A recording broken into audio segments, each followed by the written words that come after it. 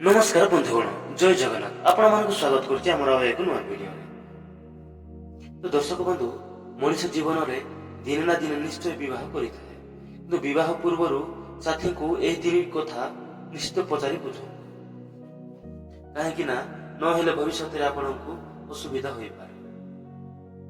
संपर्क रे जदि टिके फाटो आसे ताहेले ताकु दीर्घ समय पर्यंत बांधि रखिबा कष्टकर होइଥାଏ। अन्यपटे विवाह एक अत्यंत संवेदनशील संपर्क अटे। यही संपर्क रे खुशी रखिबा पाई व्यक्ति को अनेक प्रकार कथा को विशेष ध्यान रखिबा आवश्यक। चाणक्य कहते जे विवाह और दाम्पत्य जीवन को सुखमय रखिबा पाई अनेक प्रकार नीति अनुसरण करने को कहते। आचार्य चाणक्य विवाह पूर्व किसी जिनिस को ध्यान रखा कहते। आचार्य चाणक्य अनुसार यदि विवाहित जीवन में टिके भी खटा आसुवा जना पड़ुछि तेबे ताहा आगरु सतर्कता अवलंबन करने उचित। आचार्य चाणक्य यही कथा को संभवतः आगरु अनुमान करिसेहिपरि तांको कथा अनुसार विवाह पूर्व हेबाकु जाउथिबा जीवन साथी को तीनोटी प्रश्न निश्चित भाव पचारि बुझिबा उचित, जहाँकि आपनक संपर्क रे कोनोसी फाट न आसिबो। आमे जानिबाकु चाहूछु चाणक्य किछि गुरुत्वपूर्ण प्रश्न संपर्क रे जानिबा, जहाँकि विवाह पूर्व साथी को निश्चित पचारिबा आवश्यक। एक नंबर पॉइंट होची सठिक बयस निश्चित पचार।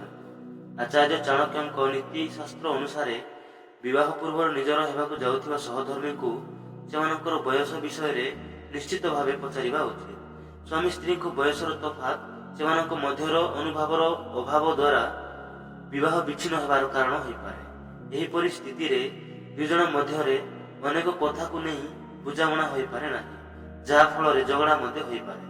एहा दरकार स्वामी स्त्री को मध्यरे बयसर तफात अधिक हेउ नाही, नचेत विवाहित जीवन सुखमय हेब नाही। दुई नंबर पॉइंट होची स्वास्थ्य विषय रे मध्य पूर्ण जानकारी नियंतु। आचार्य चाणक्य नीतिशास्त्र रे एहा मध्य कहा जायछि जे विवाह पूर्वरु निजर हेबाकु जाउथिबा सहधर्मी को सेमानकर स्वास्थ्य संपर्क समस्त तथ्य उपरे निश्चित जाणबाक चेष्टा करंतु।